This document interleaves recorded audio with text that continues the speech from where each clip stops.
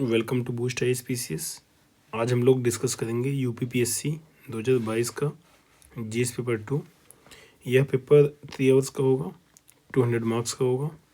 इस पेपर में total 20 question होंगे। सेक्शन ए जिसमें 10 question 125 word each. Section B जिसमें 10 long answer 200 word each. Paper का कंपोजिशन कुछ ऐसा होगा। सेक्शन ए जिसमें 10 question 8 marks each, 125 word each.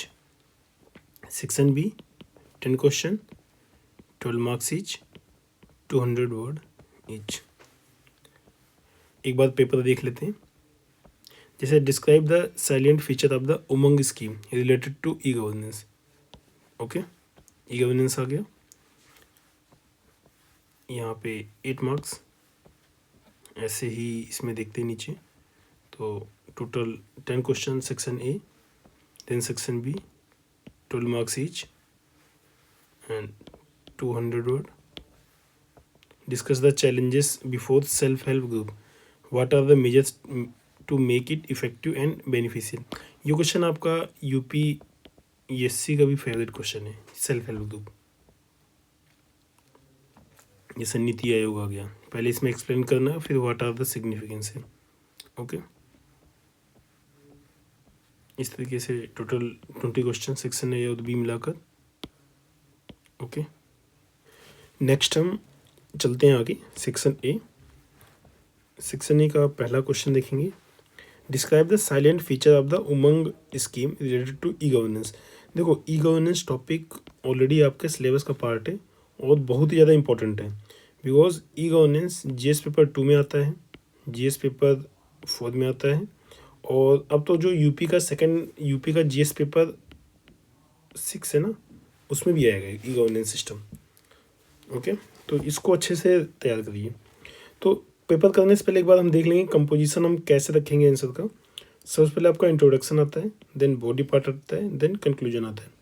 Introduction में आपको 10 to 20 वर्ड लिखना है, बॉडी पार्ट में आपको 80 to 90 वर्ड लिखना है, कंक्लूजन पार्ट में अगेन 10 to 20 वर्ड लिखना है। और ये मार्क्स कैसे होगा, ये 1 मार्क्स में होता है चेक, ये 6 मार्क्स में, और ये 1 मार्क। देखो, ये कोई फिक्स पैटर्न नहीं है कितने मार्क्स आपको मिलेंगे, ये कम से कम इतने मार्क्स में होगा। अगर आप इसको लिखते हो तो ये आप पाने के लायक रहोगे। ओके, तो इसका ये मतलब है। तो ये आपको कंपोजिशन रखता है, ठीक है। अब आगे चलते हैं। देखो, अगर ऐसा क्वेश्चन आता है तो आप डिफाइन कैसे करोगे, मतलब स्टार्ट क्वेश्चन कैसे करोगे। तो ऐसे क्वेश्चन में आपको अगर उमंग स्कीम के बारे में कोई स्पेसिफिक चीज़ पता है तो आप वो बता दीजिए, अदरवाइज ई गवर्नेंस क्या है वो बता दीजिए कि ई गवर्नेंस को डिफाइन कर दीजिए कि ई गवर्नेंस क्या है। आप दोनों तरीके से में कोई भी एक तरीका यूज कर सकते हैं। जैसे इन्होंने स्टार्ट किया 21st century is the age of new governance, that is E governance, ठीक है। तो मतलब इन्होंने ई गवर्नेंस को डिफाइन करके किया है। अब Umang unified mobile application for new age governance, it is one of the key initiative under the Digital India program to develop a common unified platform and mobile app to facilitate a single point of the access to all the government scheme। इन्होंने उमंग app के बारे में बता दिया है, आप यहाँ से भी डिफाइन कर सकते थे सीधा। ओके, अब इन्होंने उमंग ऐप के बारे में कुछ साइलेंट फीचर बताए हैं, जैसे कि Umang is conceptualised to bring governance on fingertips of individual through mobile first strategy. Multilingual app is developed operated by National E-Governance Division NEGDID of Ministry of Electronics and Information Technology to fast track mobile governance in India. Its primary aim is to abridge the inconvenience faced by the user in managing multiple apps and facilitate one-stop solution to avail various government services। अब इसमें क्या है, status of the Umang app, जैसे people centric e service utility model, single mobile app, single toll free number, standardisation of the service delivery, one stop solution, centre and state collaboration, brings transparency and responsible government, tackle issue corruption. देखो, ये basic चीज़ें हैं, ठीक है। आप किसी भी app का बेसिक कुछ तो लिख ही सकते हो, जैसे क्या है, वन स्टॉप सोल्यूशन कर देता है, सर्विस डिलीवरी को स्टैंडर्डाइज कर देता है, सिंगल मोबाइल ऐप बन जाता है, ठीक है। तो ये बेसिक चीज़ें हैं, 7-8 पॉइंट आप लिख सकते हैं। उसके बाद it provides access to over 1200 services covering pension, agriculture, education, DigiLocker, Aadhaar, Bharat bill payment. Okay, तो इसमें कुछ बता दीजिए। जैसे इसमें और भी बहुत सारी चीज़ें हैं, जैसे मतलब ट्रांसपोर्ट से रिलेटेड आपके डॉक्यूमेंट मिल जाएंगे इसमें और सर्विसेज हो जाएंगी। उसके बाद जो ईपीएफओ है, ईपीएफओ एक बहुत बड़ा जायंट है एक तरीके से लेबर सेक्टर का। उमंग, अब इसमें कंक्लूड करेंगे। Umang is launch to revolutionise the way citizen avail government services. It will give a fresh impetus to good governance. Okay, next question 2.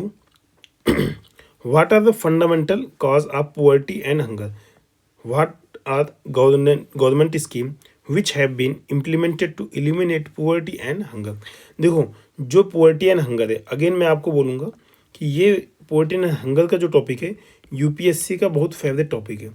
UPSC बहुत ज़्यादा पूछती है इससे क्वेश्चन हर साल आपके। अच्छा, इसमें एक और पॉइंट, जो पोवर्टी हंगर है ना, ये ऐसा नहीं है यूपीएससी किसी एक पेपर में पूछे, यूपीएससी अपने कई पेपर में पूछती है। और आईएएस वाले पेपर में तो ये जीएस पेपर 1 में पूछेगी, जीएस पेपर 2 में पूछेगी, जीएस पेपर 3 में पूछेगी, और एसए में तो आपको लिखना ही होता है पोवर्टी और हंगर के बारे में। तो ये टॉपिक आप अच्छे से रेडी कर दीजिए। मतलब आपको करना क्या है, आप जाइए टॉपिक से रिलेटेड कम से कम 2 पेज का एक नोट बना लीजिए। आप सॉर्टेड हो, मान लीजिए आपका मतलब 8 to 12 नंबर का एक क्वेश्चन रेडी है, 8 में भी आ सकता है, 12 में भी आ सकता है। ओके, तो सबसे पहले हम डिफाइन करेंगे पोवर्टी और हंगर को। Poverty and hunger are menaces for any country in general and to the people in particular. Okay, आप यहाँ डिफाइन कर सकते हो कि पोवर्टी और हंगर से रिलेटेड जो कोई इंडेक्स आता है उसमें इंडिया की रैंक क्या है, ठीक है। जैसे हंगर इंडेक्स में क्या रैंक है, या फिर रिसेंटली अगर गवर्नमेंट ने कोई पोवर्टी या हंगर स्कीम को ख़त्म करने के लिए कोई रिसेंटली स्कीम बनाई है तो उसके बारे में आप बता सकते हैं। जैसे इन्होंने तो सिंपल बता दिया है। Okay, hunger is a sign of food insecurity, poverty remains principal cause of hunger. Okay, उसके बाद आगे, economic and political system in the country leads to poverty. कैसे? Food is not distributed properly, ठीक है, PDA system. Okay, tends to destroy food security, ठीक है, और ये हंगर कर देता है, ठीक है। इन्होंने कैसे इकोनॉमिक और पॉलिटिकल सिचुएशन को कैसे रिलेट किया वो बताया है। Change in the climatic condition, drought, flood changes in crop pattern, जैसे मोनोक्रॉपिंग में trigger food insecurity. Food wastage, food loss along with the refugee crisis, Rohingya crisis 2018 और cause of the hunger. Poverty is the state varied degrees of the deprivation. Inequality leads to poverty. Some has rich access to resources while get very major leading to divide. As shown in the Oxfam report 2023, it reveals that top 1% population in India now own more than 40.5% of the total wealth in 2020। मतलब ये दिखाते हैं कि मतलब poverty कैसे inequality बहुत ज़्यादा दिखा रही है। पोवर्टी के चक्कर में मतलब दोनों दूसरे से रिलेटेड हैं। मतलब इनइक्वलिटी है तो पोवर्टी है, पोवर्टी है तो इनइक्वलिटी है। Okay, population and poverty share vicious cycle and reinforce each other. Poor delivery of the services, lack of the welfare work by state also increases this gap, ठीक है। जैसे poverty और hunger एक दूसरे से रिलेटेड, आप ऐसे बना सकते थे, एक पोवर्टी बनाते यहाँ पोवर्टी लिखते या हंगर लिखते, ऐसे थोड़ा ये इसको और ये इसको, ठीक है, इंटर रिलेटेड है। Various scheme to tackle this issue hunger, क्या? Concept of the welfare state has been inscribed in our constitution to reduce the poverty and other type of the miseries hunger. Right to food act 2013 to provide grains to approx 80 crore people via PDS and FPS. Okay, आप लोग को पता होगा कि जैसे 66% people जो India में है वो पाते हैं, लगभग 80 करोड़ के आसपास होते हैं, मोर देन 66% है। पीएम गरीब Kalyan Anna Yojana to provide food to poor during कोविड-19।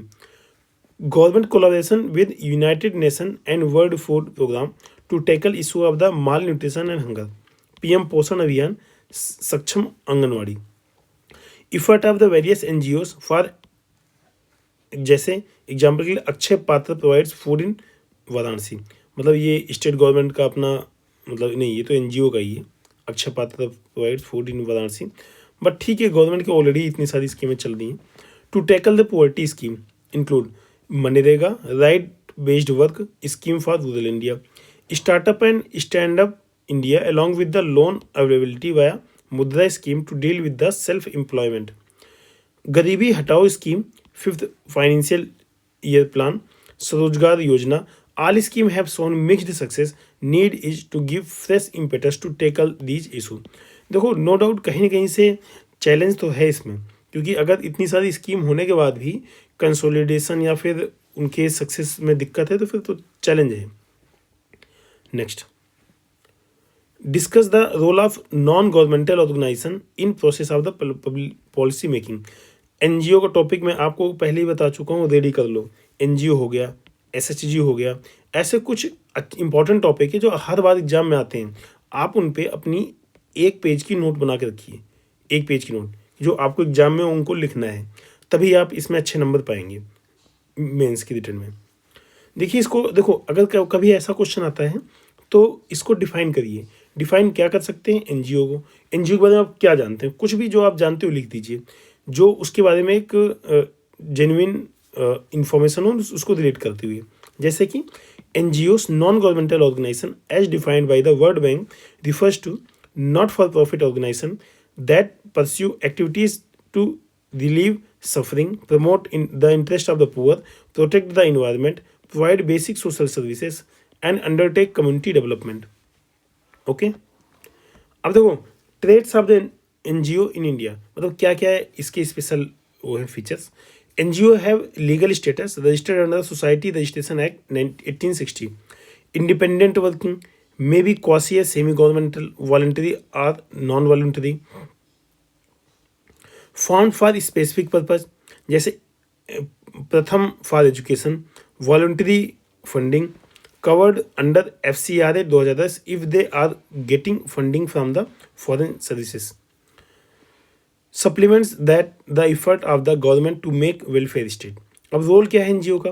देखो रोल भी ऐसे ही आप बता सकते थे, ऐसे रोल ऑफ द एनजीओ लिखते, रोल ऑफ एनजीओ, उसके बाद ऐसे से बता सकते थे, hub and spoke model.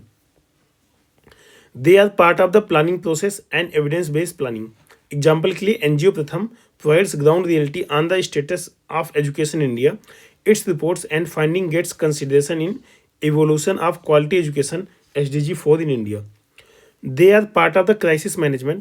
For example, many NGOs get active during the event of the disaster, COVID-19 के टाइम पे, उत्तराखंड फ्लड के टाइम पे, to help people in difficult situation, to help government Sendai framework calls for involvement of NGOs in disaster management. Okay. They fight for upliftment of the deprived classes.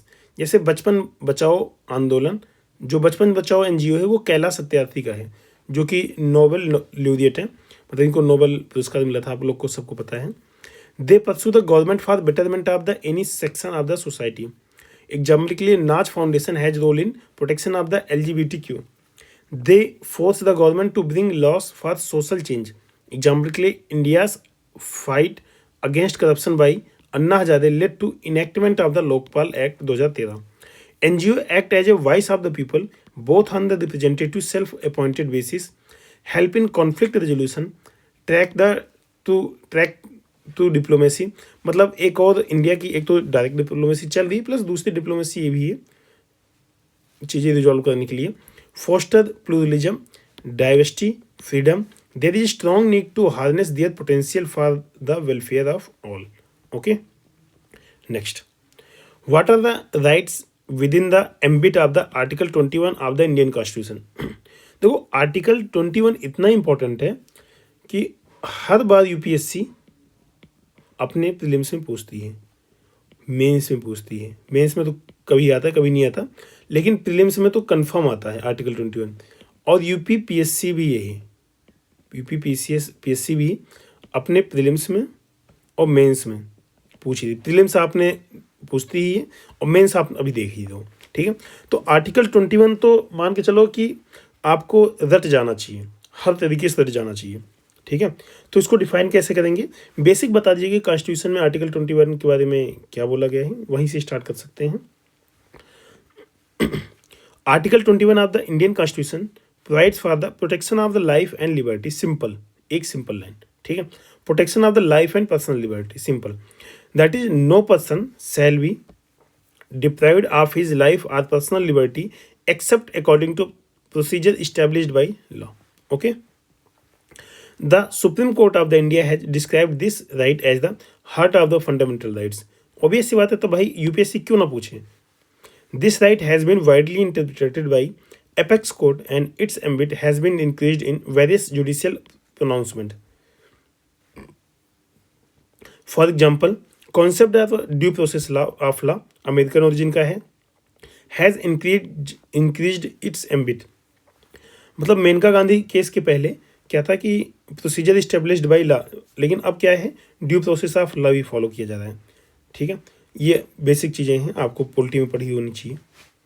Various rights within the article 21, right to privacy origin क्या है, justice Puttaswamy case 2017, ensures and protects one's privacy, supplements and fundamental right, individual freedom get prescribed. Okay. दूसरा क्या है, right against custodial death protects basic human right, right to pollution free water and air environment, MC Mehta case is major milestone in this its evolution, right to go to abroad ensures once freedom to move abroad, ये इसमें एक दे सकते हैं Maneka Gandhi case, उनको detain कर लिया गया था ना एयरपोर्ट पे, okay. Right to health and medical aid, right against public hanging, right against handcuffing, protection of cultural heritage. So article 21 covers various fields to protect fundamental rights. Certain issues like the right to die, euthanasia, still to get resolved. These rights cannot be abrogated during the emergency. बिल्कुल सही बात है। Next question number 5, consider the function and relation of the chief minister and governor of the state. देखो, chief minister और governor के बीच में हमेशा कुछ ना कुछ टैकल होता रहता है, खिंचतानी चलती रहती है। अब अगर ऐसा क्वेश्चन आता है, आपके पास दो ऑप्शन है, चीफ मिनिस्टर या गवर्नर का आर्टिकल लिख दीजिए कि किस आर्टिकल के थ्रू उनको बनाया जाता है, बनते हैं, पहला पॉइंट। दूसरा पॉइंट ये है कि अगर रिसेंटली जैसे अभी कई सारी स्टेट गवर्नमेंट है ना, उनकी में गवर्नर के बीच में खींचातानी चल रही है। एग्जाम्पल के लिए केरला गवर्नमेंट, तमिलनाडु गवर्नमेंट, तो इनका एग्जाम्पल लिख दीजिए कि केरला गवर्नमेंट में क्या चल रहा है, तमिलनाडु गवर्नमेंट में क्या चल रहा है, तो उनके गवर्नर के रोल के बारे में और चीफ मिनिस्टर के रिलेशन के बारे में लिख सकते हैं आप। तो वहाँ से भी क्वेश्चन स्टार्ट हो सकता है, तो करंट बेसिस होता है, तो मार्क्स उसमें अच्छे मिलते हैं। बट ठीक है, इन्होंने स्टार्ट किया है, देखते हैं। Our constitution provides for dual polity. At state level, governor is de jure head and council of minister headed by the chief minister de facto head. ठीक है, de facto मतलब एक्चुअल में यही हेड है, बट जो symbolic या मतलब political head है वो ये हैं, ठीक है। CM enjoy the following power in the relation to governor. Article 167. He is the principal channel of the communication between governor and council of minister. It is the duty of the CM to communicate to the governor of the state all the decision of council of minister relating to administration of the affairs of the state and proposed for legislation. To furnish such information relating to administration of the affairs of the state proposed for legislation as the governor may call for.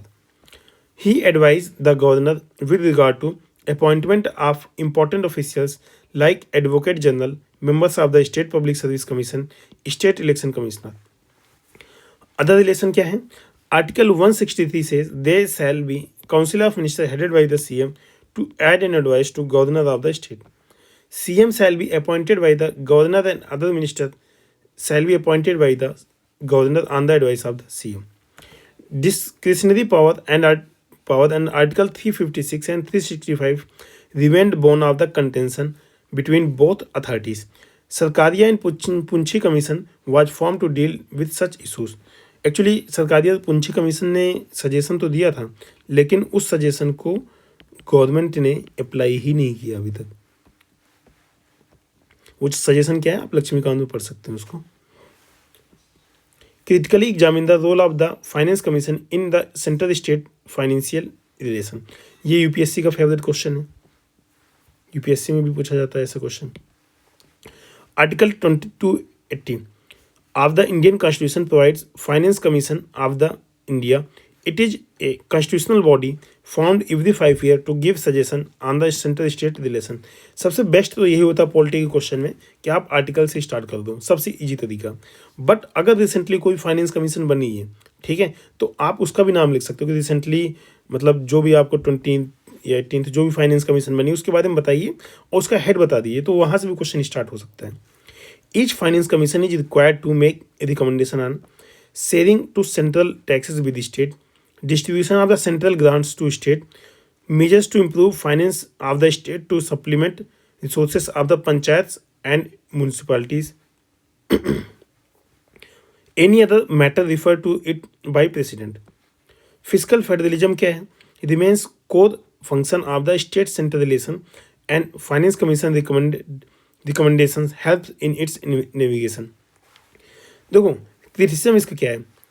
Despite all effort of finance commission, the fiscal deficit has gone up in the state in recent years, and it was further triggered by the COVID-19 increase from the 2.9% of the GDP in approx 6.4% of the GDP in 2022-23. State often allegate finance commission for discrimination based on the political motive between central and state. Issue of the raising money via cess and surcharge by the center led to reduced tax devolution state. इसमें क्या होता है कि जो cess और surcharge होता है ये स्टेट के साथ शेयर नहीं करना पड़ता, ठीक है, स्टेट के साथ शेयर नहीं करता सेंटर। तो भाई आपने टैक्स तो ले लिया लेकिन सेंटर स्टेट के साथ आपने शेयर ही नहीं किया, ठीक है। Special category status was abrogated by the finance commission in past. State are demanding for same once again, Andhra Pradesh जैसे डिमांड करती है और इसमें बिहार भी डिमांड करती है। Issue of the GST compensation remain unsolved, ठीक है। और एक इसमें और भी है कि फाइनेंस कमीशन में एक क्लॉज है कि पॉपुलेशन वाइज आपको पैसा अलॉट होगा, ठीक है, पॉपुलेशन वाइज। तो अब इसमें दिक्कत क्या है कि जो पॉपुलेशन वाइज पैसा अलॉट होगा तो पॉपुलेशन वाइज पैसा, भाई नॉर्थ इंडिया की स्टेट ने पॉपुलेशन पे उतना सिग्निफिकेंट काम नहीं किया है, साउथ इंडिया की स्टेट ने अच्छा काम किया तो उनकी पॉपुलेशन कम हो गई। अगर उनकी पॉपुलेशन कम हो गई तो उनको पैसा भी कम मिला, नॉर्थ इंडिया की पॉपुलेशन ज़्यादा उनको पैसा भी ज़्यादा, मतलब जो ज़्यादा अच्छा काम किया है उसको रिवार्ड नहीं पनिशमेंट मिल रहा है, कम पैसा मिल रहा है, जो कम अच्छा काम किया है उसे ज़्यादा पैसा मिल रहा है, ठीक है। तो ऐसा इसको देखते हैं, एक एंगल ये है, बट ठीक है जो है फिलहाल तो इसमें कुछ और भी एंगल है। The need is to collectively source physical prudence for the economic sustainability. Okay, question number 7, Lok Adalat have acted as a great catalyst for change in the Indian legal system, ठीक है। लोक अदालत से क्वेश्चन है। Lok Adalat refers to the people's court same to Indian legal system in 1980s। The chief protagonist of it in India was P N Bhagwati.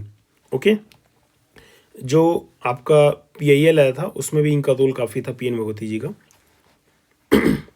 लोक Adalat are informal courts. The objective behind it was to provide speedy economic justice and mass disposal of pending cases. Traits of the Lok Adalat based on the Gandhian philosophy, natural justice, reduce the burden of the regular courts, less expensive, no code fee, takes cases at pre-litigation stage and pending cases, great opportunity to take decision on consensus base, fulfill objective of the 39A, ठीक है, national legal service authority ये था, ठीक है। Statutory status under NALSA, tool of ADR alternate dispute redressal scheme. NALSA provides for organization of the Lok Adalat at central state district level.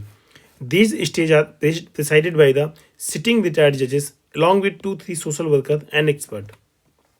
It takes up cases both the parties gives application to compromise. Its judgment are binding in nature, cannot be appealed further. Emergence of Lok Adalat became most efficacious tool to ADR. A tool number of a total number of almost 1.2 crore cases were disposed of in 2021 due to technological advancement like e-Lok Adalat. First in Chhattisgarh during COVID-19, the Lok Adalats have reached doorstep of the parties. Okay. Question number 8. Energy security is most important part of the economic progress of India. Analyze India's energy policy cooperation with West Asian countries. Okay. देखो energy security के बारे में लिखना है तो आप यहाँ से जैसे आपका रिन्यूएबल गोल कोई है उसको लिख सकते हैं या फिर एसडीजी का जो पॉइंट है ना कि एसडीजी 1 2 3 4 17 तक है तो उसमें जो एनर्जी से रिलेट करता है रिन्यूएबल एनर्जी उसको लिख सकते हैं शायद 7 या ऐसे कुछ है तो आप वहाँ से भी स्टार्ट कर सकते हैं. Wheels of the economy are driven by the energy security. ठीक है, इन्होंने जनरल इन्फॉर्मेशन दी है. India lacks petroleum resources to fulfil its energy hunger.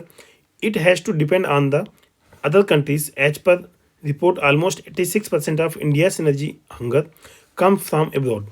West Asia constitutes almost 70% major part of it. देखो अभी रिसेंट में एग्जांपल देख सकते हैं आप कि ट्रंप ने वेनेजुएला के प्रेसिडेंट को कैप्चर कर लिया. कोई बहुत बड़ा रीजन नहीं था, केवल एनर्जी सिक्योरिटी. ठीक है, वहाँ पे पेट्रोलियम का रिजर्व है, क्रूड ऑयल. ठीक है, ठीक है, क्रूड ऑयल, केवल क्रूड ऑयल का रीजन है. तो एनर्जी सिक्योरिटी कितनी इंपॉर्टेंट है आप देख सकते हैं यहीं से. India look west policy and emerging ties with east Asian countries promises energy security of India. In 2021-22 the USA along with top 3 countries Iran, Saudi Arabia and UAE made up almost 63% of total value of the crude oil imports to India. India's cooperation with West Asian and energy security. In 2022, India recently signed SEPA with UAE to deepen economic relation, which also covers supply of the crude oil. Abraham Accord, Israel, UAE 2021. I2U2 group further gives impetus to stability in West Asian region. India's soft power and economic ties further ensures energy security. Saudi and India's relation improved in last 5 years. Look West policy of India led to energy security and good relation with Saudi. In past, Iran and India signed bilateral swap agreement. Revival of JCPOA, Iran nuclear deal, further ensures energy security of India. Saudi Arabia rivalry, internal security situation in Syria, Iran, Iraq, Yemen poses challenges to stability of the region. Further, along with abroad dependencies, India must work on strategic reserve, nuclear energy, renewable energy to boost its energy mix. Utilization of the software like tapping potential of the Indian diaspora in West India is need of the time to ensure energy and economic security of India. यहाँ पे government के एक पंचामृत plan है. ठीक है, energy security से related है. कुछ टारगेट उन्होंने रखे हैं कि 2045 तक क्या क्या अचीव कर सकते हैं, 2030 तक क्या क्या अचीव कर सकते हैं. तो वो भी यहाँ पे आप डाल सकते हैं. वो करंट का टॉपिक है. ये 2022 का पेपर है तो पुराना हो गया. Okay, question number 9. Discuss the causes of the Russian Ukraine conflict. In February 2022 Russia launched a full fledged invasion on Ukraine. The conflict was outcome of multifarious factors active since 2014 after annexation of the Crimea by the Russia. देखो Crimea कहाँ है? Crimea पहले Ukraine का ही part था. ठीक है, लेकिन बीच में रशिया ने उसको एनेक्स कर लिया. ठीक है, तो मतलब ये जो ब्लैक सी इसी में एक छोटा सा पार्ट क्रीमिया था यहाँ पे कहीं या. ठीक है, तो उसको रशिया ने एनेक्स कर लिया. ठीक है, तो अभी वो तो 2014 का पॉइंट था, लेकिन अभी तो मेजर इशू है कि नाटो को ज्वाइन कर रहा है ये सारा चीज़.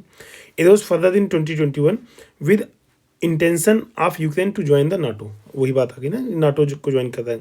रशिया ने तो अपना यही क्लेम दिया है फिलहाल. तो Ukraine was a member of the Soviet union until 1991 when it disintegrated, and Russia has tried to maintain the country in its orbit since them. Reason of the Russian aggression क्या है? Economic factor. Russia wanted to gain economic leverage of Ukraine market via EAEC free trade agreement, but Ukraine refused to join, leading to the tension. Geopolitical and strategic factor. Expansion of the NATO towards the east creates threat to security of the Russia. Intention of the joining NATO by the Ukraine further provoked Russia because Russia considered Ukraine as buffer state. As fast move, Russia declared two states, Luhansk and Donetsk, as independent one from the Ukraine in 2022. Actually यहाँ पे जो Luhansk और Donetsk है ना, यहाँ पे Russian population ज़्यादा है, मतलब रशियन स्पीकिंग पीपल ज़्यादा हैं, ठीक है। तो वो ऑलरेडी रसिया की साइड टेंड्स हैं, रसिया को ज्वाइन करना चाहते हैं, जैसे कि जियोपॉलिटिकल आपने देखा है।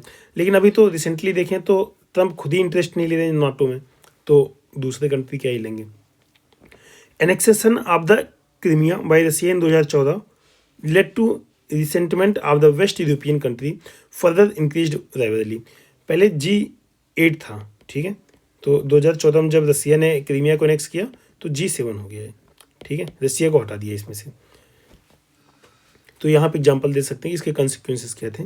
The conflict cause the loss of the man and material, no constructive solution, violation of the human right, threat to global physical health, need is to focus on dialogue to end rivalry. Okay, which are the contentions between issue between India and Nepal, ठीक है, मतलब main contentions क्या है India और नेपाल के बीच में, इसको explain करना है।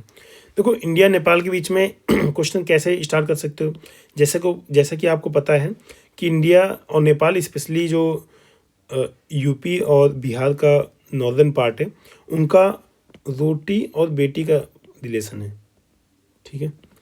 जो मिथिलांचल है ना, उस वाले एरिया में लोग अपनी शादियां भी नेपाल के साइड करते हैं, सीतामढ़ी के आसपास वाले एरिया में।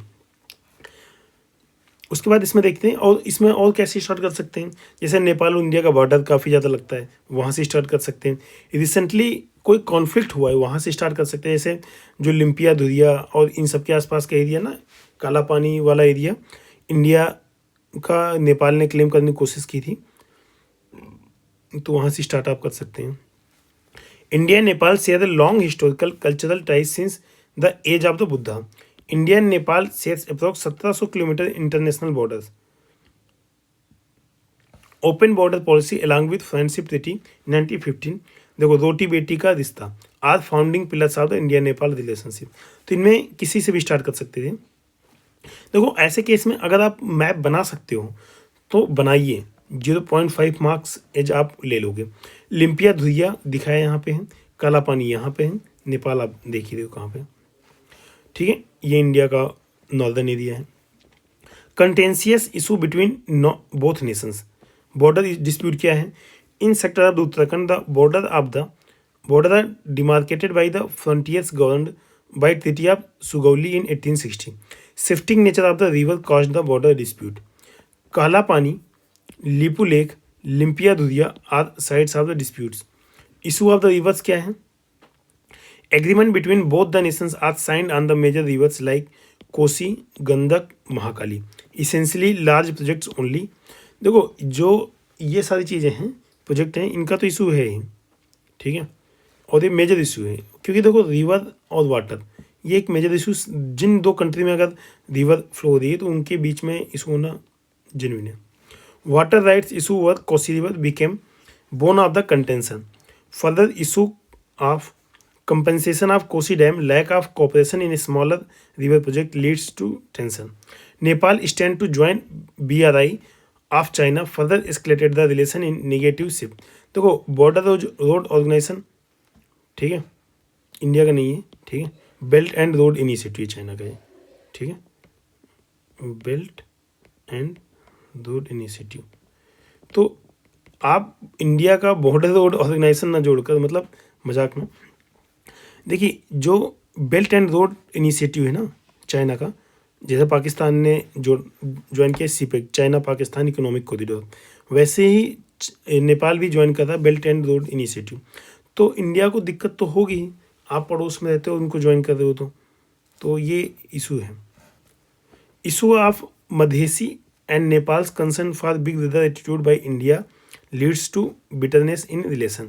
देखो जैसा आपको पता है कि जब मतलब इन्होंने अपना कॉन्स्टिट्यूशन बनाया था, तो कॉन्स्टिट्यूशन ऐसा बनाया था कि अगर नेपाल का मैप कुछ ऐसा है, ठीक है, इंडिया के साथ ये बॉर्डर लगता है, मधेसी रीजन, मधेसी लोग इस रीजन में रहते हैं, तो इन्होंने कॉन्स्टिट्यूशन में क्या किया कि जो स्टेट कुछ डिवाइड किए कॉन्स्टिट्यूएंसीज, वो कुछ ऐसे ऐसे कर दिए। इससे क्या हुआ कि मधेसी सारे बट गए। मधेसी की डिमांड ये थी कि आप जो ऐसे डिवाइड करिए स्टेट ऐसे, इससे क्या होगा कि मधेसी यूनाइट रहेंगे, ठीक है। तो इस इशू पे क्या हुआ था कि गवर्नमेंट ने ऑफिशियली तो नहीं बोला था, बट ब्लॉकेज हुआ था, ट्रकें जो खाना लेके जाती थी वो ब्लॉक हो गई थी, तो काफ़ी दिन तक इशू क्रिएट हुआ था, वो एक बहुत बड़ा इशू था।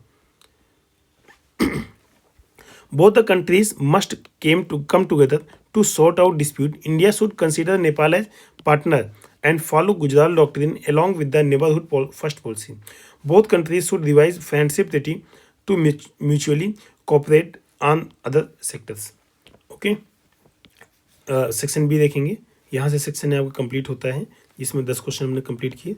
अब section B, question number 11, discuss the challenges before self-help group. What are the measures to make it effective and beneficial? देखो सेल्फ हेल्प ग्रुप आपने 2023-24 के पेपर में देखा था, शायद 2024 के पेपर में आया था, 2023 में भी एक शायद किसी में आया था, तो अल्टीमेटली ये क्वेश्चन आ रहा है, ठीक है। तो आप सेल्फ हेल्प ग्रुप हो गया और जैसे NGO हो गया, सब टॉपिक आप तैयार करके रखिए। मैं आपको एक लिस्ट दे दूंगा, उस लिस्ट में कुछ टॉपिक होंगे जो आते ही आते हैं, आप उनको रेडी करके देखिएगा, ठीक है। इसका पहले कंपोजिशन देख लेते हैं। ये आपका इंट्रोडक्शन हो गया, बॉडी पार्ट हो गया, कंक्लूजन। इंट्रोडक्शन में आपके 20 to 30 वर्ड यहाँ आ सकते हैं, बॉडी पार्ट में 150 to 160 वर्ड आ सकता है, और कंक्लूजन में 20 to 30 वर्ड आ सकता है। ये आपका 1.5 मार्क्स में चेक होता है, ये आपका 9 to 10 मार्क्स में चेक होगा, और ये आपका 1.5 मार्क्स में चेक होगा। तो इस तरीके से मार्क्स डिस्ट्रीब्यूशन है। अच्छा, एक और पॉइंट, जितने भी 20 सेक्शन में क्वेश्चन है उनमें जनरली 2 इन्फॉर्मेशन पूछेगी, जैसे इसमें चैलेंजेस डिस्कस करने हैं, ठीक है, और दूसरे में मेजर्स बताने हैं इसे इफेक्टिव और बेनिफिशियल बनाने के लिए। तो आप कोशिश करिए कि क्वेश्चन को इसी तरीके से करिए, और लास्ट में जो पॉइंट डिस्कस करिए उसकी हेडिंग डालिए। जैसे चैलेंजेस क्या हैं, तो आप चैलेंजेस की हेडिंग डालिए, उसके बाद measures to make it effective and beneficial, इसकी भी हेडिंग डालिए, ठीक है।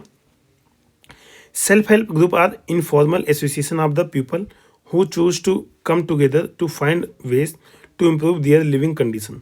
Concept of SHGs originated from Bangladesh and its huge success made it popular in developing countries including India.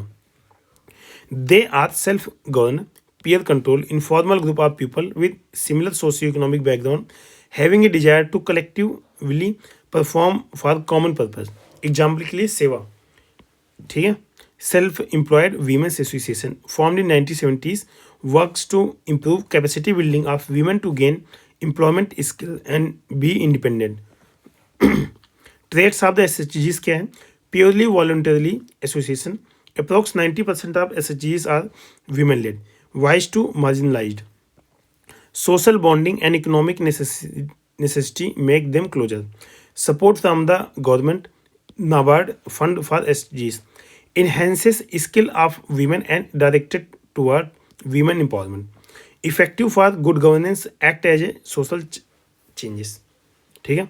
At present more than 7 lakh SHGs are active. 7 lakh मतलब in India ये 7 लाख है. They faces various challenges. देखो अब यहाँ पे challenges बताया इन्होंने, जैसे लैक ऑफ फंड. ये बेसिक चैलेंज जितनी भी ऑर्गेनाइजेशन इंडिया में लगभग सबके साथ है. Mostly SHG are localised and lack of financial resources. Lack of financial inclusion often creates threat to survival. Example के लिए एसएचजी शट डाउन ड्यूरिंग कोविड-19. lack of administrative skill and capacity among members led to chances of failure of SHGs on their management. Divide between educated and non-educated, ठीक है. Rich and poor lead to inequality among the members and poor efficacy, that is exploitation by strong members. जैसे अगर 2 person है, एक rich है एक poor है, ठीक है. अगर ये किसी ग्रुप में आते हैं तो रिच को रिच प्रॉब्लम को अलग तरीके से देखता है, पुअर प्रॉब्लम को अलग तरीके से देखता है, ठीक है। तो कॉन्फ्लिक्ट कई बार हो जाता है। In advocate training facilities and tough competition from strong units degrade their performance. Low return. The return on the investment is not attractive in certain group due to inefficient management, high cost of production, absence of the quality and consciousness. Non-cooperative attitude of the financial institute toward SHGs degrades their fiscal health. देखो ये थोड़ा सा point ऐसा है कि थोड़ा सा contentious है, क्योंकि इसमें क्या है ना कि गवर्नमेंट अथॉरिटी सपोर्ट तो करती हैं, बट वो डॉक्यूमेंटेशन मांगती हैं कि भाई डॉक्यूमेंट अपने पूरे करो कि आप एसएचजी हो, एसएचजी के लिए जो बेसिक डॉक्यूमेंट है वो सारे ले आओ, ठीक है। ये थोड़ा चैलेंजिंग है। इसके लिए क्या कर सकते हैं कि आप ऑनलाइन पोर्टल बना दो, अगर वो सारे डॉक्यूमेंट वो फुलफिल करता है तो उससे एसएचजीज के जो बेनिफिट है उसको दो, अदरवाइज मत दो। सोल्यूशन क्या है? एसएचजीज should be registered and to be adequately provided with financial resources, जैसे NABARD fund for एसएचजीज, special assistance programme for एसएचजीज by government PSL norms for एसएचजीज. NGO could be utilized to increase efficiency, effectiveness and training capacity of the various HGs. Various HGs working in a particular area can form cooperative which may further benefit them. Marketing training assistance from the government, for example, government e-marketplace portal of government, mask purchasing scheme of the MP government from SGs. ये mask या मास्ट मतलब मास होगा, बहुत ज़्यादा quantity, ठीक है। In order to really empower the women tool of SG must be fully utilise. आप इसको रिलेट देखो कैसे कर सकते हो. In order to make the India Viksit Bharat, यहाँ पे विकसित भारत कब तक? 2047 तक बनाने के लिए एसजीज को विकसित करना जरूरी है. Question number 12, describing the objective of the mission Shakti programme run by the government of Uttar Pradesh, tell how far it has been successful in achieving the objective. देखो कीवर्ड क्या है, डिस्क्राइब करना है क्या ऑब्जेक्टिव इसके. दूसरा गवर्नमेंट ऑफ उत्तर प्रदेश के बारे में मतलब जो रन करती है, उसके बाद बताना है हाउ फार मतलब कहाँ तक, ठीक है. तो पॉजिटिव नेगेटिव दोनों बता देने हैं. मिशन शक्ति of the Uttar Pradesh government is a flagship scheme launched in various phases of for integrated women empowerment along with ensuring safety security of the women in state of the Uttar Pradesh. Mission Shakti with measures focusing on the safety, employment and hygiene aims to uplift benefit women from all sections of the society and to build a positive image of the women and face equal treatment to women via awareness drive. Okay. Various works and objective under the Mission Shakti: protection of women's right and their rightful place in the society, identifying the role models in the every district, awareness drive for better image of women, women help desk at all police station of the state, pink station in each district, pink patrol to guard women at the public places. Second phase में focus on the social and behavioral change and communication, eradication of the social evils like patriarchy, gender bias that hinder the progress of the women, self defense training program, judo training, physical training and to girls and women. Third phase में क्या है, formation of the 1 lakh self help group, special recruitment for the women battalion in PSC, safe city programme at divisional headquarter, officers were given sensitivity training for women security. Okay. Fourth phase of mission Shakti includes क्या है, operation Mukti to prevent child marriage, 20 crore allotted in budget for women safety in MSME, various programs like हक की बात जिलाधिकारी के साथ, ठीक है, हीरोइन अनंता, बेटियों से सम्मान, प्रसारण की पाठशाला and awareness on the mental health and psychological. देखो अब एनालिसिस करना है शक्ति का. जब कहीं भी ये पूछा जाए कि हाउ फार, ठीक है, हाउ फार कैसे बता सकते हो आप, मतलब कहाँ तक वो स्कीम पॉजिटिव या कहाँ तक अच्छी है। तो आप कहाँ तक अच्छी जस्टिफाई करने के लिए कुछ पॉजिटिव पॉइंट बताओ, कुछ निगेटिव बताओ। इन्होंने ऐसे बताया, बट आप सिंपल आप पॉजिटिव पॉइंट बता सकते हो कि positive point of the mission Shakti, ठीक है, निगेटिव पॉइंट या ड्रॉबैक ऐसा करके। This pro women programme surely enhanced empowerment of women, ठीक है। It has been quite successful in building positive image of the women in society. Role of the NGOs, CBOs administration led to improved safety and respect of the women in our state. Women recruitment in police has increased their confidence. They are constantly improving their condition by themselves beside government effort. NCRB data 2021 gives bad picture about UP despite all effort of the government. Maximum cases of the crime against women in UP. Nearly 2845 cases of rapes registered in UP in 2021. Social evils like gender inequality, poor nutritional intake, discrimination to women from womb to tomb, okay, remained main reasons for their slow program and backwardness. Okay, thus there is a need to focus on the behavioral change of the people. ठीक है, इसी को आप civic sense बोलते हो, ठीक है, civic sense. Besides good implementation of laws, mission Shakti has lot of potential to save positive image of the women in the society. Okay, question number 13, explain the objective and composition of the NITI Aayog, what are its significant achievement. देखो, UPSC तो फिलहाल वही जब बना था तो उसके आसपास पूछती थी, अभी तो नहीं पूछती है यूपीएससी।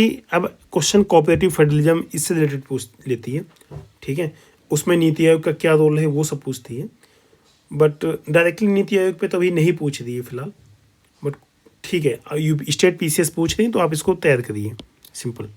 तो the erstwhile planning commission was replaced by new institution NITI Aayog, national institute for transforming India on January 1, 2015, with focus on bottom-up approach to envisage vision of the maximum governance, minimum government, echoing the spirit of the cooperative federalism। ठीक है, बताया ना cooperative federalism का जहाँ question आता है उसमें आपको नीति आयोग का एग्जाम्पल देना है, और यूपीएससी खूब पूछती है cooperative federalism। अब देखो कंपोजिशन क्या होता है, ठीक है, आपको इसमें ऑब्जेक्टिव और कंपोजिशन बताना है, तो पहले कंपोजिशन में बता दें। Chairperson prime minister ex officio होता है। एक्स ऑफिसियो का मतलब कि जो उस पोस्ट पे आएगा वो जो भी प्राइम मिनिस्टर बनेगा उसका चेयरमैन बन जाएगा। Vice chairperson to be appointed by the PM. Governing council CMs of all the state and LT governors of the UT. Regional council to address specific regional issues comprising chief minister and LT governors, chair by the PM or his nominees. Ad hoc member as well as few full-time members. CEO appointed by the PM for a fixed tenure in rank of the secretary to the government of India. Two special invitee, expert specialist with domain knowledge nominated by the PM. Objective क्या है? Foster cooperative federalism. Active participation of the state in said national agenda. To provide technical and expert assistance to both state and union for development and strategy. To grant advice, encourage partnership between important stakeholders and national, international think tank. To focus on technology upgradation, capacity building for the implementation of the program initiative. Offer platform for intersectoral and interdepartmental issue to accelerate implementation of development agenda. To actively monitor and evaluate the implementation of the program.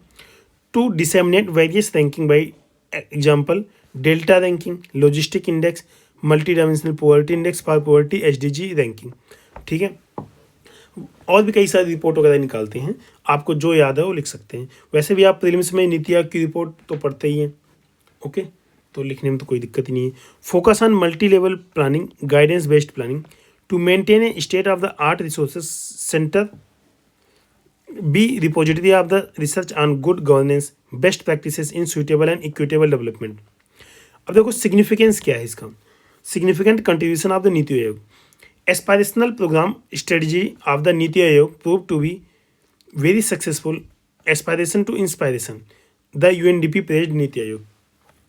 Various ranking state wise like HDG rank, life index, innovation index, export and logistic index to foster competitive federalism. create an extensive framework for continuous evaluation of the innovation and environment.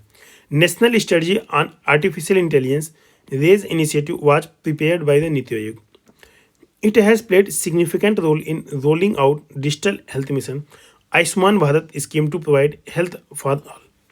Draft of the National Medical Commission prepared by it. Digital payment movement Atal Innovation Mission was rolled out to bring transparency and innovation capacity respectively. Okay अब देखो conclude कैसे करेंगे vision document strategy and action agents of the NITI Aayog severally doing to bring transformative change for new India in upcoming Amrit Kaal. Okay question number 14 are the committees considered to be useful for parliamentary work discuss the in this context the role of the estimate committee. अब देखो committee के बारे में भी UPSC question पूछती है, ठीक है, और यूपीपीसीएस भी क्वेश्चन पूछती है, तो इसको रेडी रख के रखिए. ठीक है, स्टार्ट कैसे करेंगे? देखो पार्लियामेंट की कमेटी के बारे में बता सकते हैं आप, ठीक है, कि कमेटी कितनी टाइप की होंगी, इनका रोल क्या है, ये सारी चीज़ आप बता सकते हैं. ठीक है, parliament scrutinise the legislative proposal bills in 2 ways. ठीक है, one by discussion and another by referring a bill to parliamentary committee. मतलब क्या होता है कि चलो ठीक है क्वेश्चन देख लेते हैं. Significantly parliamentary committee appointed elected by speaker chairman under the direction of the speaker chairman present its report to House or to the Speaker Chairman and has secretariat provided by Lok Sabha and Rajya Sabha. ठीक है, type of committee actually क्या होता है, एक देखो एक simple बात बताता हूँ, कमेटी का मेन रोल क्या है. जैसे कोई बिल इंट्रोड्यूस हुआ, ठीक है, जैसे वीमेन का रिजर्वेशन का बिल था, ठीक है, एक तरीका तो है कि आप इसको लोकसभा में ले जाओ, राज्यसभा में ले जाओ और प्रेसिडेंट से अप्रूवल ले लो. ठीक है, ये तो सिंपल तरीका है. ठीक है, लेकिन क्या है कि अब जो हमारे लोकसभा राज्यसभा में बैठे ब्यूरोक्रेट्स पॉलिटिशियंस हैं, एमपी, ये इतने एक्सपर्ट तो होते नहीं फील्ड में. ठीक है, तो ये क्या करते हैं कि बिल को, और दूसरी चीज़ यहाँ पे क्या होता है, टीवी चैनल पे लोगों को दिखाना होता है कि तुम सरकार की बिल का कितना अपोज कर रहे हो, कितना बोल रहे हो, अपनी जनता को दिखाना होता है. तो यहाँ पे हो सकता है कई बार कि बिल अच्छा हो फिर भी ये उस बिल का सपोर्ट ना कर पा रहे हो, तो इसलिए बैकग्राउंड में पार्लियामेंट्री कमेटी बनती है. ठीक है, तो वो कमेटी क्या होता है, उन कमेटी के पास इस बिल को ये लोग भेजते हैं. ठीक है, उस बिल को भेजेंगे और वो कमेटी स्क्रूटनाइज करेंगी और उन कमेटी में यही मेंबर होंगे, बट ये अपना रियल रिव्यू देंगे क्योंकि वहाँ पे कोई टीवी चैनल और ये वैसा कुछ नहीं होता, तो वहाँ रियल रिव्यू देंगे और जो अपने असिस्टेंट हैं उनसे असिस्टेंस भी लेंगे. ठीक है, तो इस तरीके से जो सब्जेक्ट है उस पर रियल अंडरस्टैंडिंग बन जाती है, रियल इशू क्लियर होता है कि आपको ऐसा काम करना है. तो ये इंपॉर्टेंस है पार्लियामेंट्री कमेटी की. इसके अलावा और भी कई सारी चीज़ें हैं, जैसे कुछ एथिक्स कमेटी हैं कि उसमें अगर आपने कुछ मतलब सही से बिहेव नहीं किया, एथिकल बिहेवियर नहीं रखा है, तो आपके अगेंस्ट एक्शन लेना है कि नहीं लेना, वो सारे डिसाइड करती हैं. तो ऐसा केस होता है. ठीक है, आगे चलते हैं.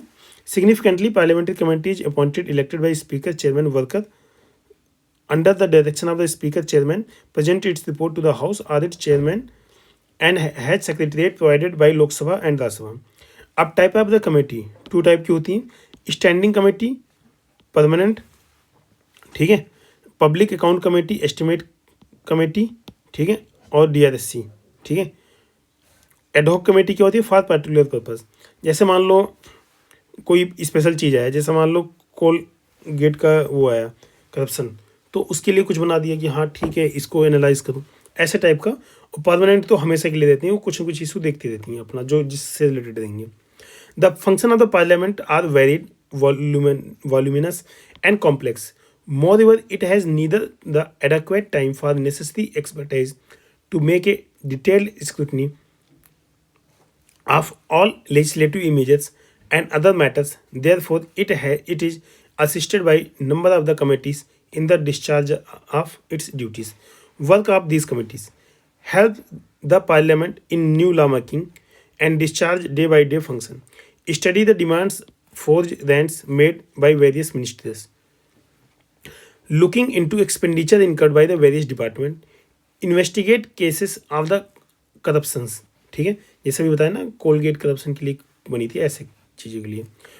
अब देखो एस्टिमेट कमेटी के बारे में स्पेशल पूछा है तो केवल इसके बारे में डिस्कस करेंगे, बाकी नहीं।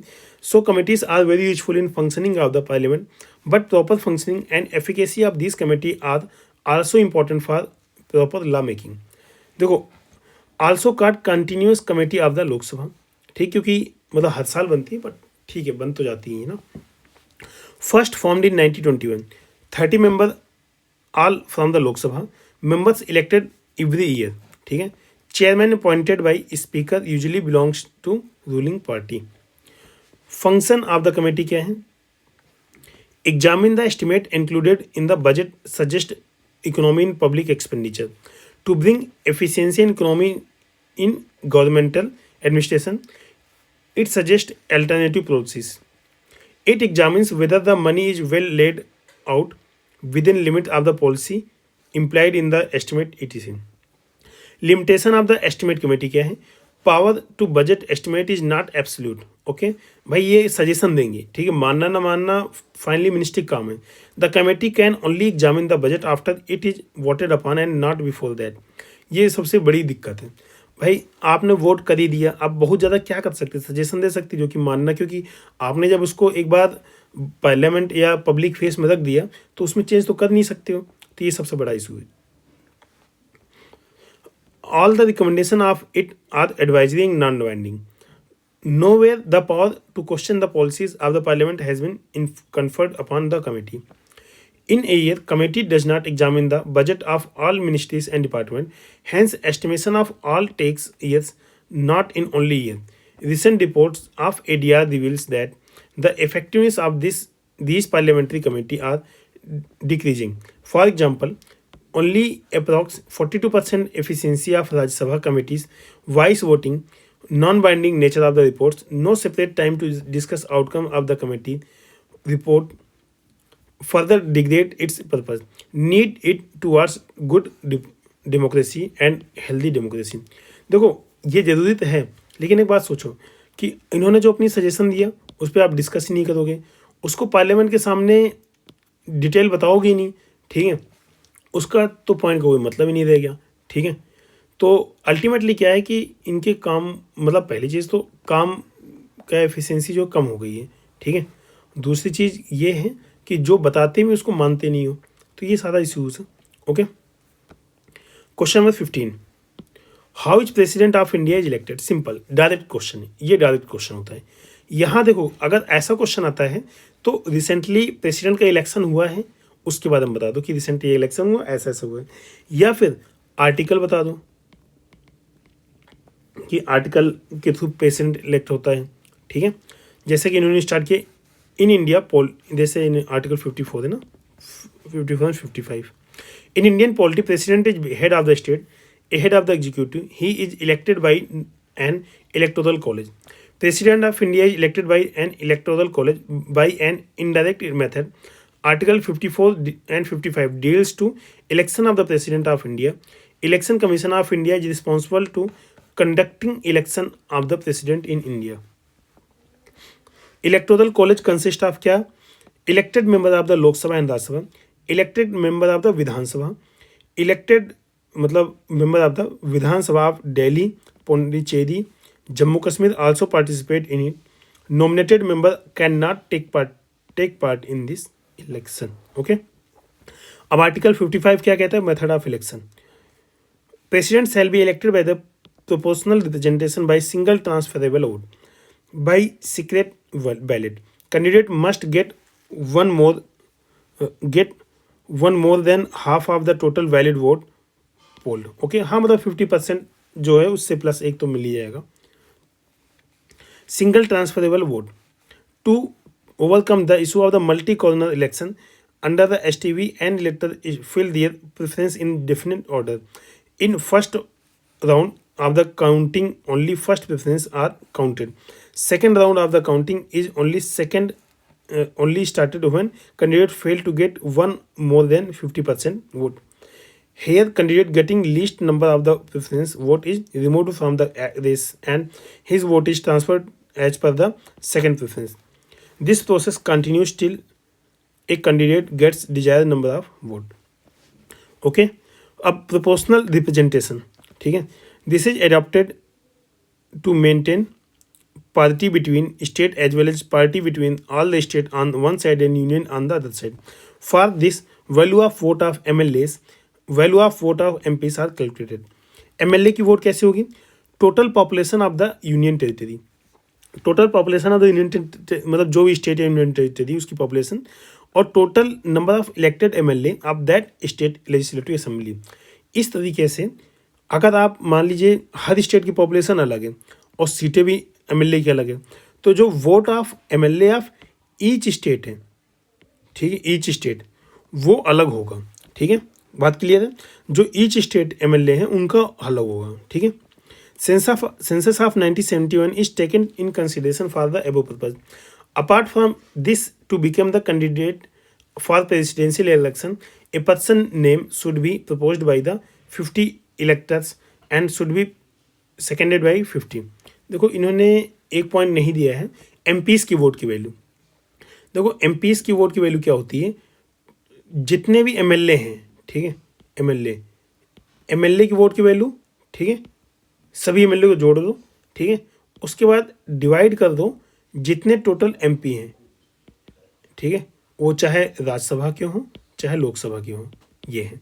तो इस तरीके से सभी MPs के वोट की वैल्यू सेम होगी, लेकिन सभी MP और MLA की वोट की वैल्यू अलग अलग होगी, और सभी MLA की वैल्यू जो भी स्टेट वाइज है MLAs उनकी वैल्यू वोट की अलग होगी.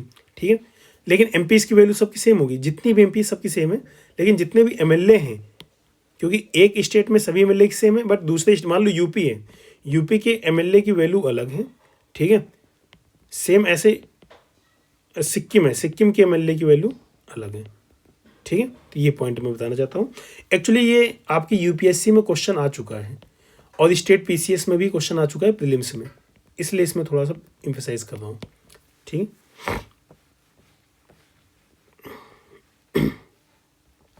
Recently election of the president held in India and India got its first tribal women president.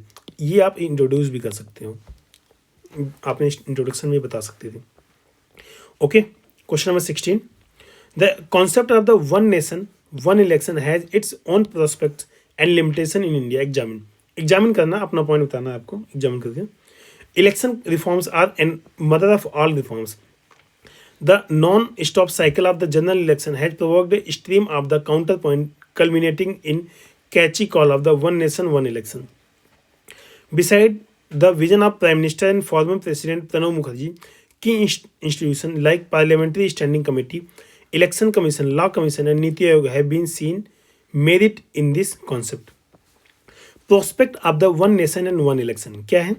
One nation one election idea is about structuring the Indian election cycle in a manner so that election to Lok Sabha and state assemblies are synchronized together, so that the election to both can be held within given span of the time. Prospect of the one nation one election are follows.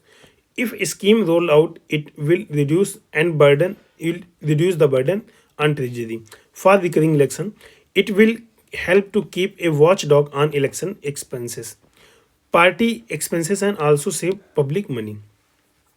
It will ensure timely implementation of the government policies, also ensure that administrative machinery is engaged in development than electioneering. मतलब वही बात है कि हमेशा आपकी जो government machinery ना, देखो 5 साल में आपका ये लोकसभा वाला इलेक्शन आता है, उसके बीच बीच में ना हर दूसरे साल किसी न किसी स्टेट का इलेक्शन रहता है. इवन कि इंडिया में तो हर साल कोई किसी न किसी स्टेट का इलेक्शन तो रहता ही है. Provide more time to politician to visit their constituency for more constructive work. इससे एक दिक्कत क्या आती है ना कि जो पॉलिटिशियन है ये कॉन्स्टिट्यूंसी विजिट करते हैं ओनली कंपेनिंग के लिए, प्रचार के लिए. ठीक है, तो इस आगे क्या होगा, अगर हर 5 साल में होगा तो बीच बीच में जो विजिट करेंगे वो विजिट करेंगे केवल डेवलपमेंट वर्क के लिए. Provide time to various stake holders like election commission of India, parliamentary forces, civilians for the preparation of the election once in 5 year. Reduce burden on the administrative setup and security forces, क्योंकि उसमें security forces भी deploy होती हैं काफ़ी सारी. Solve the problem of the governance politician instead of taking short term gains में switch to call for long term development agenda. देखो इससे क्या होगा कि जैसे अभी यूपी का इलेक्शन आने वाला है, ठीक है, तो उस केस में जो सेंट्रल की गवर्नमेंट है वो डेवलपमेंट छोड़कर फोकस करेगी यूपी को शॉर्ट टर्म बेनिफिट देने के लिए, जिससे इलेक्शन में वोट मिल जाए. ठीक है, शॉर्ट टर्म बेनिफिट. तो ये हिंडर करेगा जो लॉन्ग टर्म डेवलपमेंट प्रोजेक्ट है उसको. तो अगर 5 साल में इलेक्शन होगा तो उनको पता है भाई 5 साल तक कोई ऐसे मतलब जिसको बोलते हैं ना चूदन की पर्ची, वो नहीं देना है. ठीक है, लॉन्ग टर्म प्रोजेक्ट सोचना है और उस केस में आपका डेवलपमेंट अच्छे से होगा. चैलेंजेस क्या है? It is very difficult to convince and bring together all the political parties on the idea. Additional requirement of the polling staff for better security arrangement for all Indian election. Regional issues क्या है? Issues and needs may get subdued under the national issues. It will create non-level playing field for regional parties. It will decrease accountability of the elected members because assurance of the election in 5 years might not force them to visit constituency on recurring basis and they will only visit once in 5 years. देखो जो अभी मैंने बात की थी ना कि जो MPs या MLAs हैं वो अपनी कंस्टिट्यूंसी विजिट करेंगे, लेकिन इसका दूसरा क्या इशू है? अगर बार बार इलेक्शन होते तो विजिट करते हैं. अब मान लो 5 साल में इलेक्शन होगा तो 5 साल के बाद विजिट करेंगे. तो जो पीपल हैं, जो लोग हैं, उनको अपनी बात जहाँ पर रखने का मौका मिलता था हर दूसरे साल तीसरे साल, अब मौका मिलेगा हर 5 साल में. ओके, synchronization is major problem, no guarantee for its continued success. To hold simultaneous election double resources will be required. EVM VVPAT ये सब ऑब्वियस बात. अभी जैसे जो MPs का इलेक्शन होता है उस टाइम ही जब आप देखते हो कि 6-7 फेजेस में होता है. ठीक है, क्योंकि हमारे पास रिसोर्सेज उतने नहीं हैं. तो अगर MLAs का भी होगा तो रिसोर्सेज और कम हो जाएंगे. ठीक है, कंक्लूड करते हैं. This is urgent need that all political parties must come to common platform to discuss it. Public opinion can be taken into consideration. NITI Aayog strategy on one nation one election. Outcome of all debates can be rolled out. देखो ये UPSC में भी question आया था. ठीक है, UPSC 2024 में question आया था. इसके लिए ना एक रामनाथ कोविंद कमेटी बनी थी. रामनाथ कोविंद कमेटी. रामनाथ कोविंद जी अपने एक्स प्राइम मिनिस्टर प्रेसिडेंट है, तो इनकी अध्यक्षता में एक कमेटी बनी थी. तो उसी से ये हर जगह क्वेश्चन आ रहा है और UPPCS ने तो बहुत पहले ही पूछ लिया. Good. Discuss the evolution and impact of the basic structure doctrine of the Indian constitution. भाई ये क्वेश्चन तो मल्टीपल टाइम्स आ गया है, मल्टीपल टाइम्स. ठीक है, मेंस में इसको रट के जाना. अगर इसको रट के नहीं याद है तो समझ लो आप अपने नंबर गंवा के जाते हो. सिंपल, इसको रट के जाना, अभी भी रट के जाना. Basic structure of the constitution, ये खूब आता है क्वेश्चन. ठीक है, तो इसको स्टार्ट करेंगे. UPSC में भी आता है, इसलिए बोल रहा हूँ. UPSC में भी आता है और UPPCS में तो आप देख ही रहे हो. Doctrine of the basic structure was propounded by the Indian Judiciary Act in April 1973 in Kesavanand Bharati case to put a limitation on the amending power of the Parliament so that the basic structure of the Constitution cannot be amended in exercise of its constituent power under the Constitution.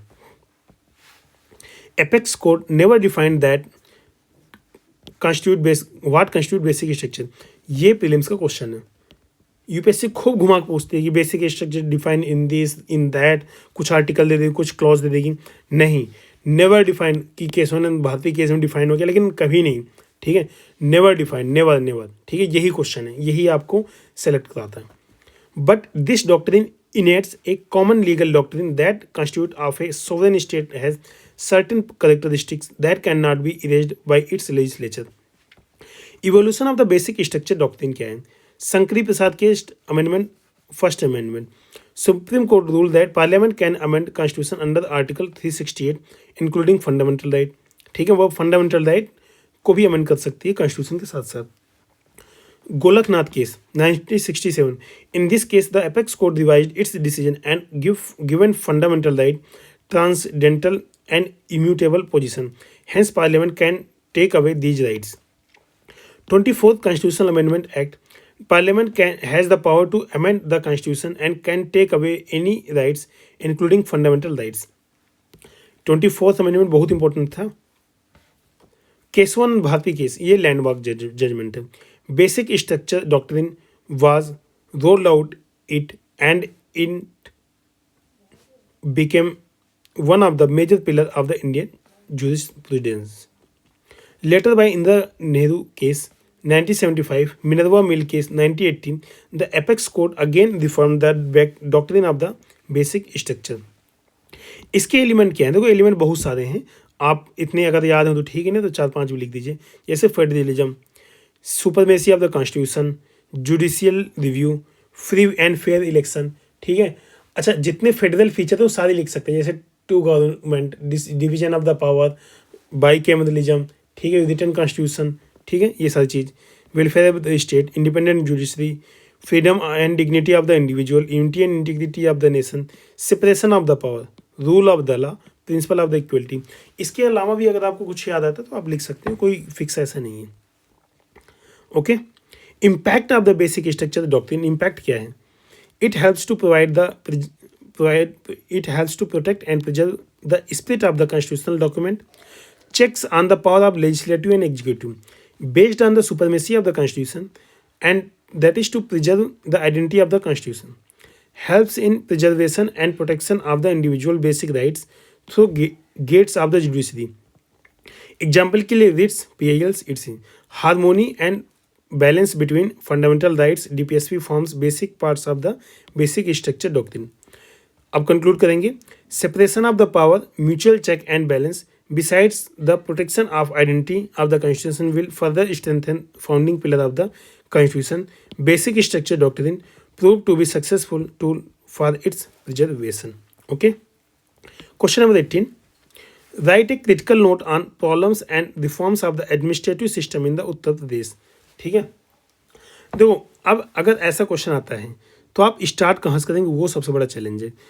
अब आपको यहाँ पे problem और reform बताने कहाँ के उत्तर प्रदेश के administrative system के बारे में.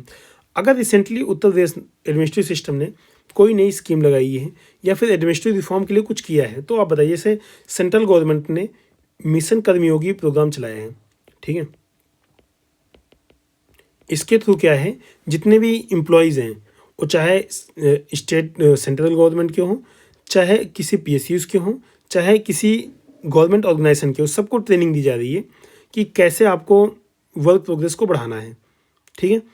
इस तरीके का इनिशिएटिव आप कोट कर सकते हो. जैसे good governance is the people's governance and to increase the efficiency and effectiveness of any system, administrative problems need to be fixed first and secondary administrative reform are need of the hour. ठीक है. इन्होंने simple good governance को define किया है. Actually good governance आपका एक की topic है, मतलब कीवर्ड है सिलेबस का, तो इसको तो अच्छे से तैयार करिए. State of the Uttar Pradesh had constitutional based administrative setup like political executive और परमानेंट एग्जीक्यूटिव.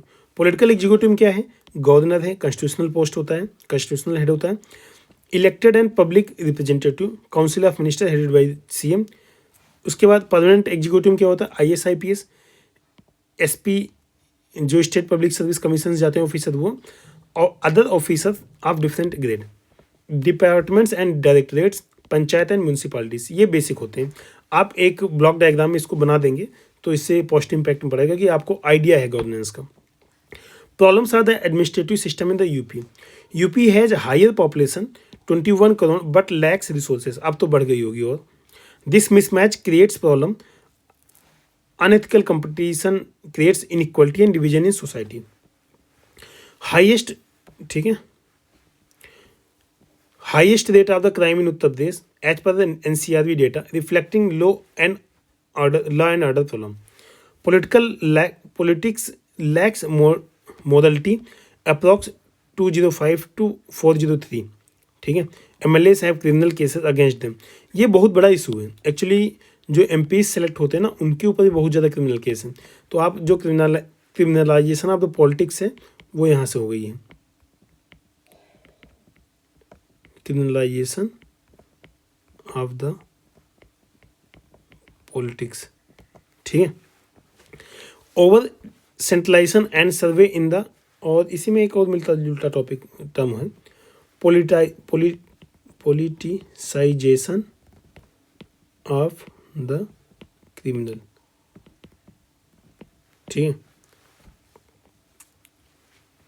देखो क्रिमिनलाइजेशन ऑफ द पॉलिटिक्स क्या, पॉलिटिक्स में क्रिमिनल का आना, और पोलिटिसाइजेशन ऑफ द क्रिमिनल्स का क्या होगा कि जो क्रिमिनल हैं, ठीक है, मतलब जो पॉलिटिक्स है उसमें क्रिमिनल को इन्वॉल्व करना, एक तरीके से सह देना, उनका सपोर्ट करना।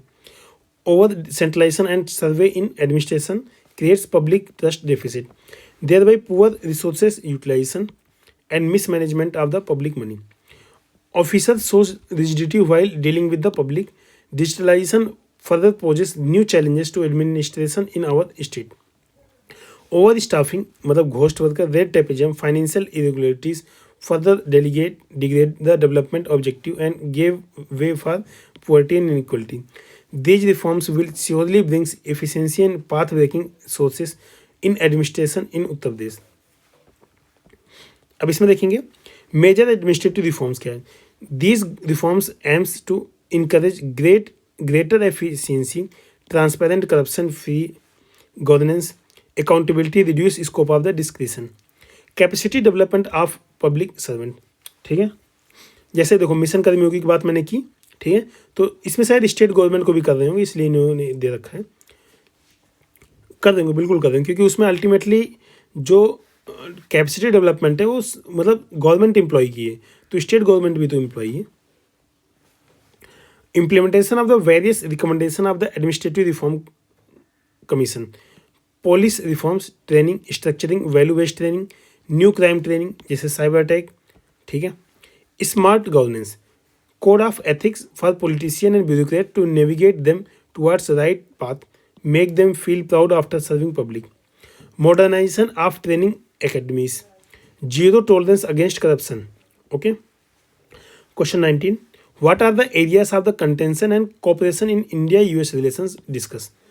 India US share a strategic relation. In recent years the partnership got shaped in new ways through various platforms like UN, Indian Ocean Rim Association, Indo-Pacific Group, I2U2. Quad, major areas of the friction between US and India. Issues of the Afghanistan, sudden withdrawal of the US from Afghanistan led to instability in the region as Afghanistan shares border with India. The instability affects the whole South Asia. India's investment in last few years and soft diplomacy got hampered due to US action. Okay. दूसरा issue of the Iran. India developed Chahabad port to get connected with the Central Asia by INTC. ठीक है, currency swap agreement also signed for service and supply of the petroleum, but issue of the JCPOA nuclear deal CAATSA have deeply affected this progress.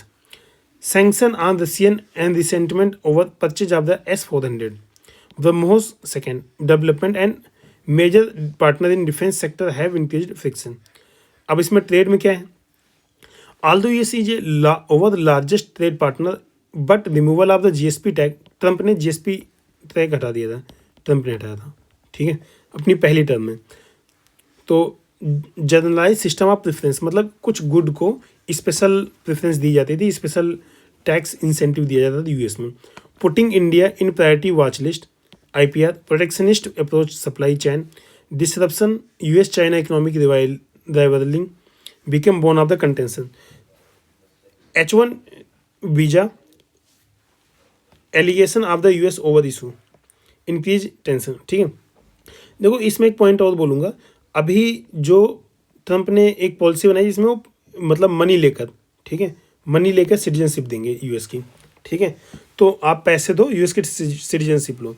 Formation of the AUKUS have raised question over quad and relationship of the US in geopolitical situation. ठीक है, देखो इसके अलावा क्या है present scenario में, जो 7वां point और देख सकते हैं, जो ट्रंप हैं उन्होंने इंडिया पे सैंक्शन लगा रखा है 50% तक का, ठीक है, 25% लगा रखा है, 25% और, तो लगभग 50% तक का सैंक्शन की धमकी दे रखी है, ठीक है, 25% तो लगा भी रखा है फिलहाल तो ये एक बहुत बड़ा चैलेंज है, ठीक है। प्लस इंडिया यूएस की ट्रेड डील नहीं हो पा रही है, ठीक है, वो उसमें ट्रम्प कहीं ना कहीं से ब्लॉक कर रहे हैं।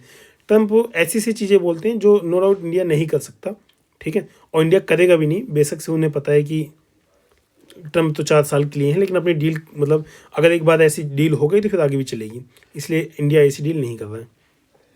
ठीक है, तो ये एक बड़ा मुद्दा है अभी प्रेजेंट टाइम का। ठीक है, area of the cooperation, India US defence strategic cooperation, US is India's leading defence partner, Apache Chinook helicopter, P-81 patrol aircraft agreement like GSOMIA LEMOA logistic, COMCASA BECA military exercise like Yudh Abhyas trigger, tiger triumph not Trump. Economic ties, US remained India's largest trading partner, approx $106 with trade surplus to India side. It could be enhanced further. Major platform like Quad, IORA, Indian Ocean Association, ITU2 में 2 country कौन कौन से, India, Israel, USA और UAE. ठीक है, ये countries हैं।